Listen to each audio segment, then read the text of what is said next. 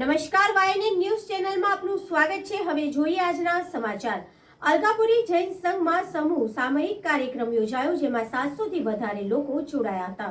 અલકાપુરી જૈન સંઘમાં સમૂહ સામૂહિક કાર્યક્રમ યોજાયો હતો, જેમાં 700થી વધારે લોકો જોડાયા હતા। આજે ચાતુર્માસ પછીનું અલકાપુરી જૈન સંઘમાં છેલ્લું વ્યાખ્યાન યોજાયું હતું। આચાર્ય રાજરત્ન સુરી મહારાજે છેલ્લું વ્યાખ્યાન આપતા 5 પની મહત્વ બતાવી હતી। શ્રાવકે જીવનમાં ઉતારવાની હિત શિક્ષા રૂપે પરોપકારી, પ્રામાણિકતા, પાપભિરુપતા, પ્રભુ ભક્તિ અને પરિણીતિ રાખવા ઉપર ભાર મૂક્યો હતો।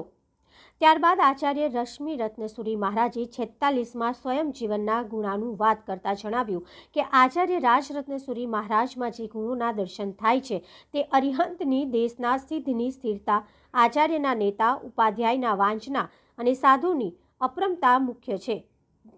દરમિયાનમાં અલકાપુરી જૈન સંઘના પ્રમુખ શ્રી હિંમતભાઈ શાહે જણાવ્યું કે આવતીકાલે સવારે 5 વાગે સંઘના બધા જ સભ્યો મોટી સંખ્યામાં પધારે અને ગુરુદેવને વિદાય આપે। વધુમાં અલકાપુરી જૈન સંઘના ટ્રસ્ટી જયેન્દ્રભાઈ શાહે કહ્યું હતું કે આવતીકાલે વડોદરાથી ડભોઈ છરીપાલિત પદયાત્રા સંઘ ગાય સર્કલ કોટા શંખેશ્વર પાર્શ્વનાથ ભગવાનના દર્શન કરી નીકળશે, જે 21મી ડિસેમ્બર ડભોઈ પહોંચશે, જ્યાં ડભોઈના ધારાસભ્ય શૈલેષભાઈ મહેતા સોટ્ટા સ્વાગત કરશે અને લાખો રૂપિયાના ખર્ચે બનાવેલા 2 વિશાળ પ્રવેશદ્વાર પૈકી એક સૂર્યોદય સુરી દ્વારા તથા બીજું દિવ્ય રત્ન વિજયજીના નામ આપવામાં આવશે। આજે અલકાપુરી શ્રી સંઘમાં જે ચાતુર્માસ બિરાજમાન હતા એ આચાર્ય ભગવાન રાજરત્ન સુરેશ્વરજી મહારાજા, એમનો 46મો દીક્ષાનો દિવસ છે। આજે 45 વર્ષ પૂર્વે એમની દીક્ષા થઈ હતી। આજે 46મો એમનો દીક્ષાનો દિવસ છે। અલકાપુરી શ્રી સંઘમાં આજે સમૂહ સામાયિક રાખ્યું છે। આખા વડોદરા શહેરના બધા જ સંઘોમાંથી લોકો પધાર્યા છે। આપણે ગુરુદેવને પૂછીએ આજનો સામાયિક, એનું શું મહત્વ, અને આવતીકાલે સવારે જે અહીંયાથી પદયાત્રા નીકળવાની છે છરીપાલિત સંઘ, એના વિશે ગુરુદેવ આપને કહો। અલકાપુરી જૈન સંઘમાં અને વડોદરાના 14 ક્ષેત્રોમાં અમારા સાધુ સાધ્વી ભગવંતોના જે ચાતુર્માસ થયા અને 457 માસિક સમન, 1400થી વધારે 28 વગેરે અનુષ્ઠાનો થયા, એની એક કલગી રૂપે આજે અંતિમ દિવસ, અને અંતિમ દિવસે તમામ ભાગ્યવાનોને એક બોધ મળે, વિશિષ્ટ સામાયિક સાથેનું પ્રવચન અત્યારે યોજવામાં આવ્યું છે। લગભગ 700 જેટલા આરાધકો આજે સામાયિકમાં રહીને પ્રવચનનું શ્રવણ કરશે। છેલ્લો સંદેશ એ આજના દિવસે આપવામાં આવશે।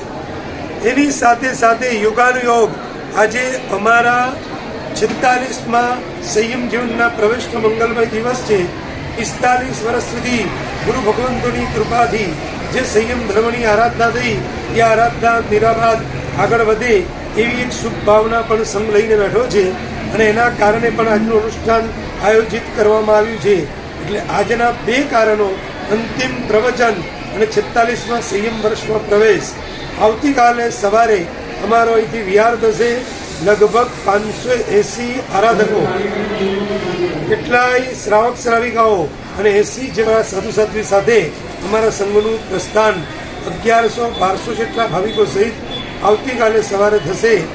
4 દિવસની પદયાત્રા, 4 દિવસના વિહારો, અને તારીખ 21મી સવારે પ્રાચીન તીર્થ ગર્ભાવતીમાં અમારો નગર પ્રવેશ।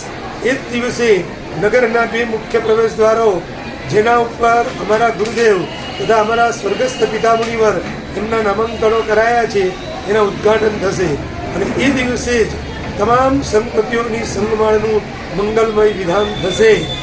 આજના દિવસે અમારો વડોદરાવાસીઓને એ જ સંદેશ છે, ધર્મની આરાધનામાં અને સંસ્કારોમાં ખૂબ ખૂબ આગળ વધતા।